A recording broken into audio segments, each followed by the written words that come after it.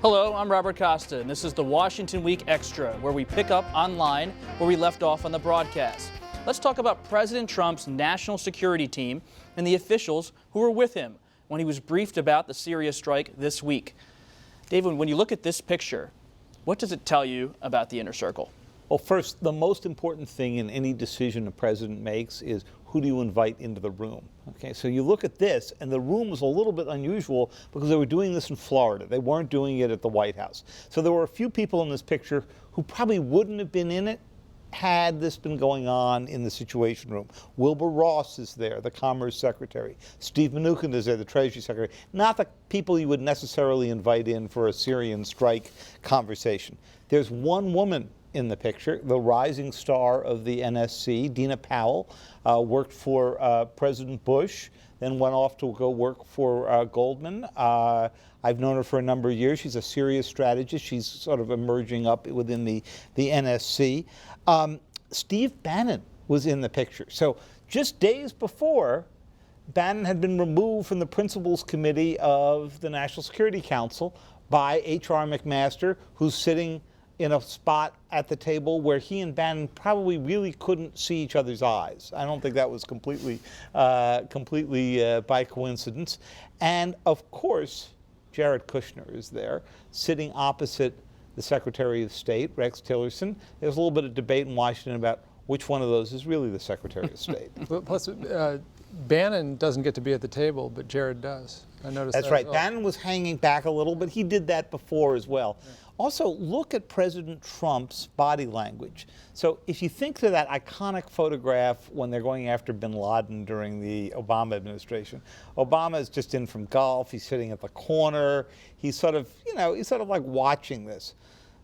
Mr. Trump is bent over. He's got that same look he had when he was driving that 18-wheeler, or up in the cab of it. He's leaning forward.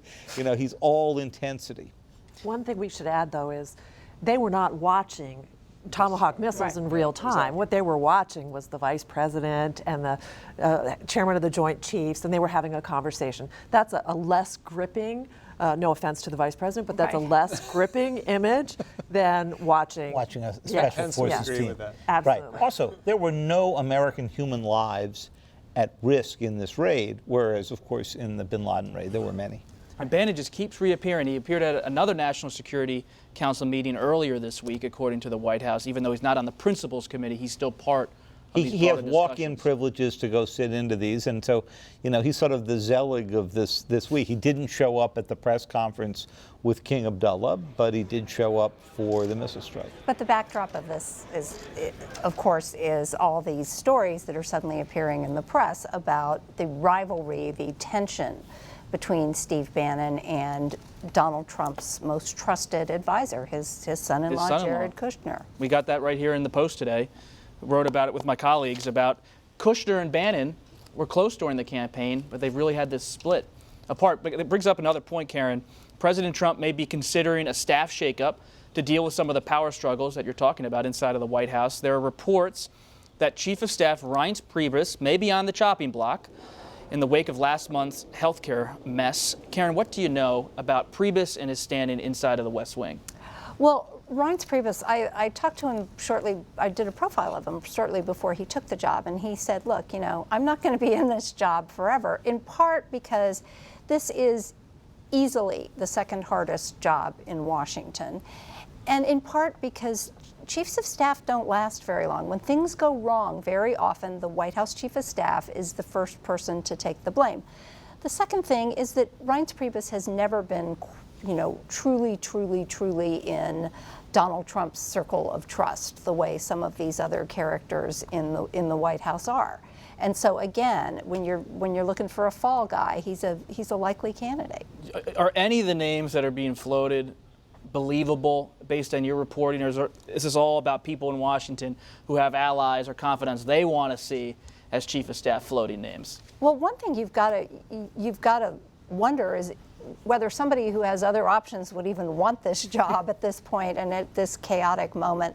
But yes, this is the moment where when you have rumors of staff shakeups, that's where people start just sort of throwing names in for no apparent reason, and at least no apparent evidence. And it seems like whoever gets that job, should Priebus leave, whether it's in 6 weeks or 6 months or a year, it's going to have to probably be with Jared Kushner's approval. That's right, and he is. That's the other thing, that as people talk about Jared Kushner's influence, he's shown that influence time and time again when it comes time to get rid of people. Michael, you have an interesting story in Time magazine this week about the incredible shrinking power of the president's threats. His mocking, sharp tweets and insults have become part of his signature communication style, and it helped him eliminate a number of GOP challengers in last year's primary race. But what's changed in terms of Trump's threats? So Trump's political brand, somewhat like his business brand, was one of domination. He was the guy who dominated anybody else he was next to. And if you came after him, with a club, he'd come back after you with, a building. I mean, he would light up the stage and outshout anybody. And it was interesting to watch during the healthcare debate. There were several points, usually privately, he and his staff tried to do this again with blunt threats, saying, if you don't do this, I'm coming after you. And basically everybody he did this to in Washington, moderates, conservatives, laughed it off. They are not scared of him. And I think it's been a very humbling experience for a not very humble guy to have to figure out that the power to threaten is not what it used to be. The best example of this was last weekend. He went out golfing with Rand Paul, who he had attacked viciously for more than a year, belittled regularly.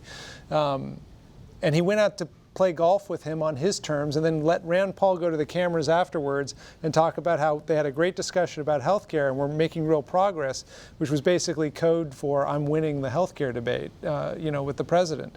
So it's a real shift from where he was before. And I think, like I was saying in the show, this is a guy who likes wins. He likes keeping score. He wants to know he's winning. And I think what he's realized over the last 2 or 3 weeks is the system he set up when he came in was not giving him a lot of wins. So I think a lot of this is a reevaluation. Which could well drive him to more foreign policy presidency, because it's the one area where he can operate pretty much on his own authority. People complain in Congress, but people complain in Congress when presidents have acted unilaterally in both Democratic and Republican administrations. He's going to discover more over time. He's got more freedom in foreign policy than he does, obviously, in tax policy, in health care, or anything else. And you can tell in the White House they're very, very conscious of this 100-day formula that we in the media have about what is the president doing and what is he achieving and how successful and how many wins. And they were, getting a little concerned this week because it was looking like a lot of zeros. Gorsuch getting the Supreme Court seat filled is a win. Deploying missiles, if you're a new president and you've got Russia standing up and paying attention, that's probably a win. But legislatively, we're not seeing those wins.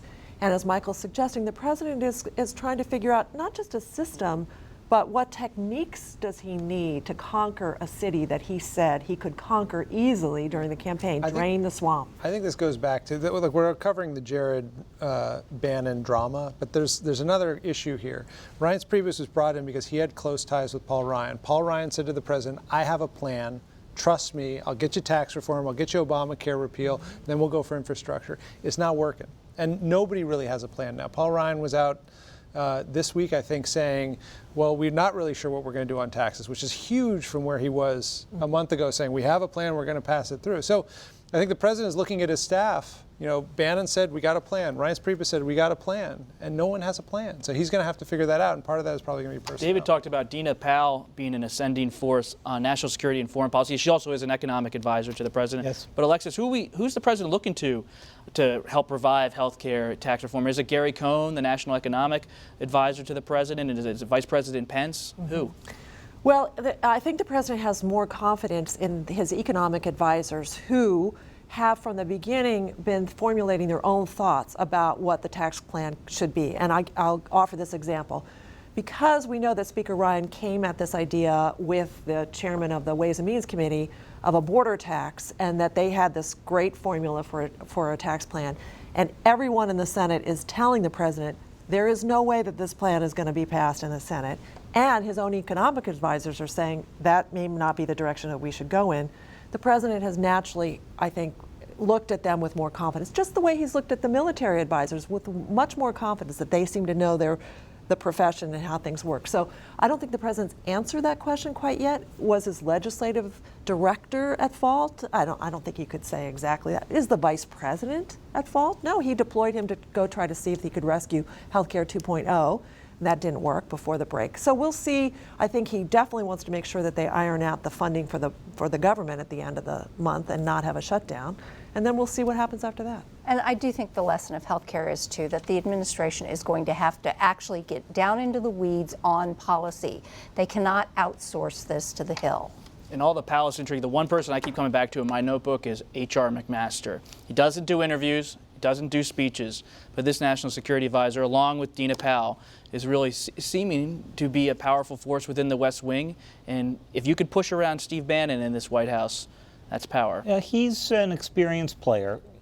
The thing to remember about H.R. McMaster, and I've known him a bit for a number of years, is he wrote the definitive history of what went wrong in the relationships among the generals and the politicians that led to the disaster of the Vietnam War.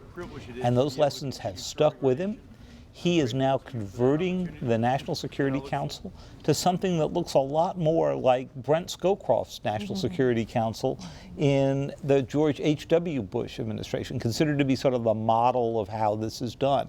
And that move to that model helped him get a political figure in Steve Bannon off the Principals Committee. That book came out in 1997 called Dereliction of Duty. I'm telling you, when I walk around Capitol Hill, it seems like almost every senator is reading Dereliction of Duty. Go look at the Amazon ratings. I mean, I've rarely seen a book that came out 20 years ago shoot up the charts the way this has. Yeah. Well, the main one of those lessons, by the way, out of Vietnam was that the generals should have stood up and said no when they saw that things were going wrong. Stood up to the president. All right, that's it for this edition of Washington Week Extra. While you're online, check out 6 interesting facts you may not have known about the just confirmed Supreme Court Justice Neil Gorsuch. And of course, as ever, the Washington Weekly Quiz to test your knowledge of current events. I'm Robert Costa, and we'll see you next time.